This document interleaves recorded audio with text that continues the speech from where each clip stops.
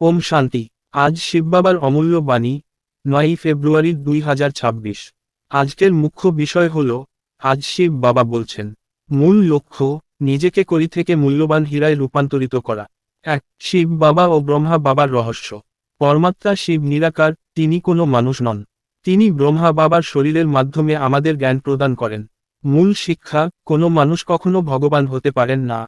ভগবান কেবল সেই নিরাকার সত্তা যিনি শান্তিধামে বাস করেন। ২. ধারণার মূল বিষয়, বুদ্ধিকে সোনার পাত্র বানান। আপনার বুদ্ধিকে শুদ্ধ ও দিব্য করতে হবে যাতে সবসময় পরমাত্মার স্মরণে থাকা যায়।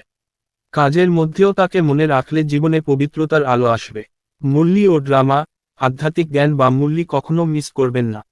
সময়ের চক্র বা এই জাগতিক নাটকের নিয়মগুলো সঠিকভাবে বোঝা প্রয়োজন। ৩. আজকের বরদান, হলিহংস হন।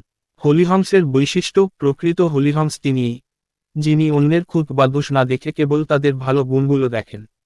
আচরণ, নিজের দুর্বলতা যেমন আমরা লুকিয়ে রাখি, অন্যের দুর্বলতা নিয়েও আলোচনা করা উচিত নয়। কেবল গুণ গ্রহণ করাই হলো আসল পুরুষার্থ। ৪. সাফল্যের স্লোগান, যারা সময়ের সঠিক ব্যবহার করেন এবং তীব্র পুরুষার্থ পরিশ্রম করেন, বিজয় সর্বদা তাদেরই হয়।